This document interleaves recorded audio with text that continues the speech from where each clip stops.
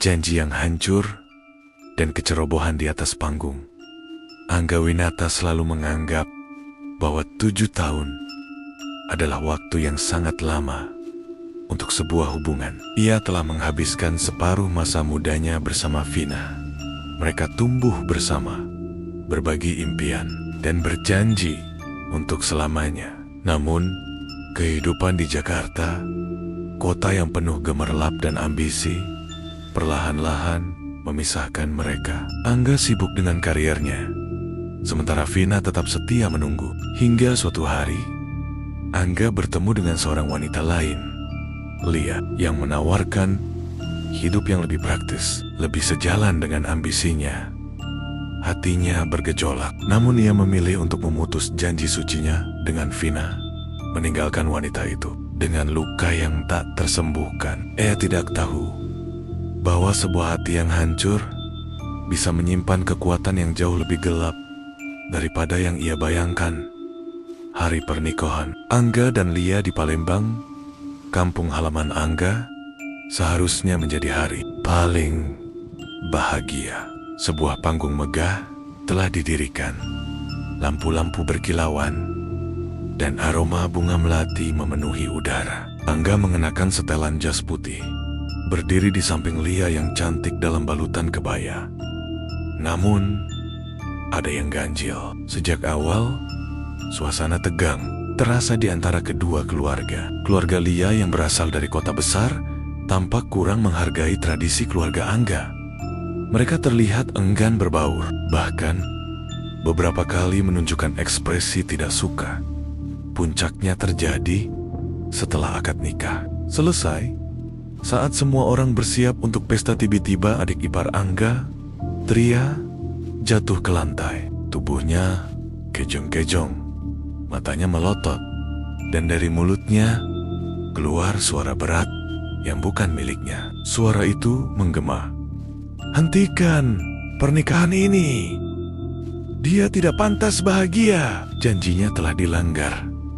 Suasana sontak kacau. Tamu undangan mulai berbisik-bisik. Beberapa orang menjerit ketakutan. Angga berusaha menenangkan keluarganya, namun teriakan adik iparnya terus berlanjut. Hati Angga dipenuhi amarah. Ia merasa harga dirinya, dan yang lebih parah, harga diri keluarganya diinjak-injak di hadapan ratusan orang. Ia tidak bisa berpikir jernih. Di tengah panggung yang penuh kekacauan itu, dengan hati yang hancur dan pikiran yang gelap, Angga mengambil mikrofon. "Saya tidak akan melanjutkan pernikahan ini," teriaknya. "Mulai hari ini, saya menceraikan Lia." Suasana langsung hening. Para tamu terkejut. Lia menangis histeris, dan orang tua Angga hanya bisa menunduk malu. Di hari yang sama, ia menjadi pengantin, lalu menjadi seorang duda. Malam-malam yang dihantui di Palembang, Angga kembali ke rumahnya di Palembang dengan perasaan hampa dan malu yang mendalam.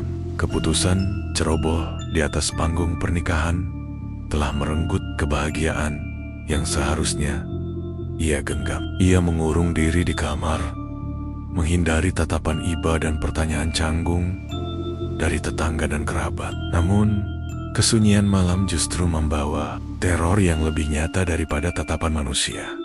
Malam pertama setelah kejadian itu, Angga terbangun oleh suara aneh dari luar rumah. Seperti ada sesuatu yang berputar cepat dengan suara mendesis. Ia mengintip dari jendela dan melihat pemandangan yang membuatnya membeku ketakutan. Bola-bola api kecil berterbangan di atas halaman rumahnya, bergerak liar seolah menari dalam kegelapan. Ia mengucek matanya, memastikan bahwa ia tidak sedang bermimpi. Namun, bola-bola api itu nyata. Cahayanya yang oranye kemerahan menerangi pekarangan rumahnya yang sunyi. Ketakutan Angga semakin menyadi-jadi. Malam berikutnya, suara ketukan misterius terdengar di pintu dan jendela tengah malam. Padahal tidak ada seorang pun di luar. Bayangan-bayangan aneh terlihat bergerak di sudut matanya, dan hawa dingin menusuk tulang menyelimuti rumahnya tanpa alasan yang jelas. Puncaknya terjadi ketika tetangga mulai bercerita tentang penampakan mengerikan di sekitar rumah Angga. Beberapa orang mengaku melihat sosok tinggi besar dengan mata merah menyala mengawasi dari balik pepohonan. Mereka menggambarkannya sebagai genderuwo, makhluk halus yang dikenal suka mengganggu manusia. Bahkan, seorang ibu yang melintas di depan rumah Angga pada dini hari bersumpah melihat sesosok putih berdiri kaku di depan gerbang. Persephone, pocong yang sering diceritakan dalam legenda. Angga tidak bisa lagi tidur nyenyak. Setiap malam adalah siksaan, dipenuhi dengan suara-suara aneh, bayangan menakutkan, dan perasaan terus diawasi. Ia merasa terperangkap dalam mimpi buruk yang tak berkesudahan. Ia mencoba mencari penjelasan logis, namun semua kejadian itu terlalu aneh dan menakutkan untuk diabaikan. Rasa penyesalan atas keputusannya di hari pernikahan semakin menghantuinya. Seolah semua teror ini adalah hukuman atas kecerobohannya. Dalam keputusasaan, Angga mulai mencari jawaban dari dunia spiritual. Ia mendengar tentang seorang orang pintar yang tinggal di pelosok desa dan dikenal mampu mengatasi gangguan gaib.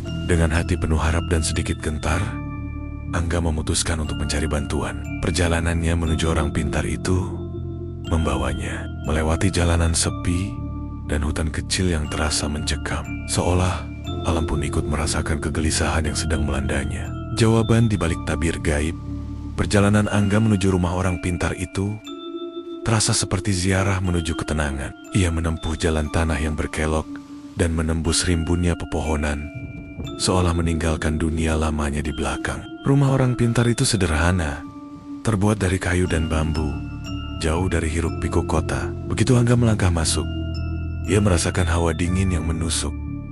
Namun pada saat yang sama, ada ketenangan yang aneh menyelimuti ruangan itu.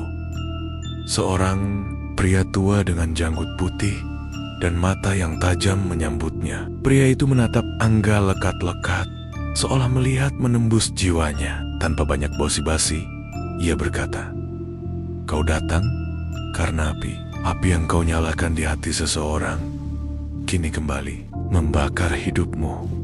Angga terdiam. Kata-kata itu menusuk tepat ke dalam hatinya. Ia tahu orang pintar itu merujuk pada mantan kekasihnya, Vina. Orang pintar itu menjelaskan bahwa semua teror yang dialami Angga, mulai dari bola api hingga penampakan pocong, adalah kiriman dari Vina. Hati yang hancur karena cinta yang dikhianati telah berubah menjadi dendam yang gelap dan mematikan. Orang pintar itu kemudian meminta Angga untuk menemaninya berkeliling rumah. Ia mengendus udara dan mengamati tanah di sekitar pekarangan. Dengan tongkat kecilnya, ia mulai menggali di 4 sudut rumah Angga. Di setiap sudut, ia menemukan hal yang sama. Sebuah bungkusan kain hitam. Dengan hati-hati, ia membuka salah satu bungkusan. Di dalamnya, terbungkus rapi sepotong tulang kukang yang telah diikat dengan benang hitam. Ini adalah media sihirnya. Jelas orang pintar itu. Tulang kukang ini ditanam untuk mengikat energimu, membuat hidupmu tidak tenang, dan menghalangi kebahagiaanmu. Api itu bukan hanya di luar, tapi sudah berakar di dalam rumahmu. Angga menelan ludah. Rasa takut dan penyesalan bercampur aduk. Semua yang terjadi bukanlah sekadar mimpi buruk, melainkan hasil dari perbuatannya sendiri.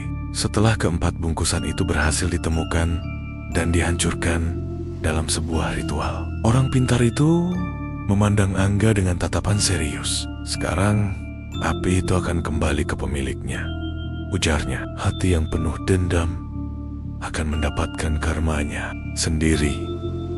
Tugasmu sekarang adalah membersihkan hatimu dan berdamai dengan takdirmu." Awal baru setelah api padam. Setelah ritual pembersihan selesai, Angga kembali ke rumahnya dengan perasaan campur aduk. Tidak ada lagi bola api, tidak ada lagi suara-suara aneh, dan tidak ada lagi bayangan genderuwo yang menghantuinya. Rumahnya terasa kembali hangat dan damai. Namun, ketenangan itu tidak sepenuhnya menutupi rasa bersalah yang masih menggerogoti hatinya. Angga merasa semua teror itu adalah karma yang pantas ia terima.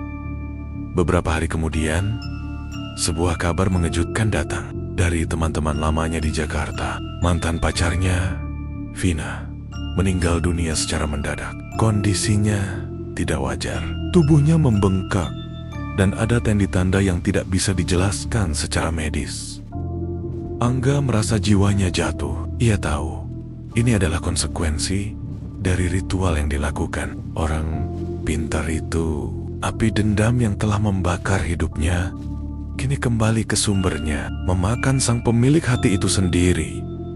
Berita itu menghancurkan Angga, sekaligus menjadi titik balik dalam hidupnya. Ia menyadari betapa fatalnya sebuah kesalahan. Keputusan egoisnya tidak hanya menghancurkan hati Vina, tapi juga membawa malapetaka yang tak terbayangkan. Ia mengambil keputusan besar. Ia kembali ke Jakarta, meninggalkan semua kenangan pahit di Palembang. Angga memulai hidup dari nol. Ia tidak lagi mengejar ambisi buta. Ia lebih fokus pada kedamaian hati dan berdamai dengan masa lalunya. Ia belajar bahwa cinta tidak seharusnya dibangun di atas penderitaan orang lain. Ia menghabiskan waktu untuk merenung dan memperbaiki diri, memohon ampunan atas kesalahannya. Akhirnya, waktu menyembuhkan segalanya. Angga bertemu dengan seorang wanita yang tulus menerima masa lalunya. Ia jatuh cinta lagi, kali ini dengan cara yang lebih dewasa dan bijaksana. Mereka menikah dalam sebuah upacara sederhana, jauh dari kemewahan dan drama yang pernah ia alami. Pernikahan ini terasa berbeda. Tidak ada ketegangan, tidak ada amarah, hanya kebahagiaan dan ketenangan. Kisah Angga Winata, sang pengantin sehari, kini menjadi sebuah pelajaran berharga. Hidupnya menjadi bukti nyata bahwa setiap perbuatan pasti ada balasannya. Hati yang terluka bisa berubah menjadi api yang membakar, dan satu-satunya cara untuk memadamkannya adalah dengan ketulusan dan pengakuan atas kesalahan. Angga akhirnya menemukan kebahagiaannya, bukan karena ia berhasil mengalahkan teror gaib, tetapi karena ia berhasil berdamai dengan dirinya sendiri dan masa lalunya yang kelam.